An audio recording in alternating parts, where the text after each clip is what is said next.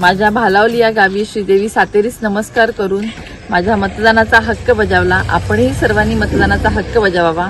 अतिशय चांगलं वातावरण आहे। गेले 15 दिवस जो प्रतिसाद मिळाला त्यामुळे मला विश्वास आहे की जनता जनार्दन माझ्या पाठीशी आहे आणि जनताच्या दरबारात मला न्याय मिळेल। त्यामुळे 23 तारखेला गुलाल हा आम्हीच उधळणार आणि विजय हा आपलाच असणार हा विश्वास मला आहे।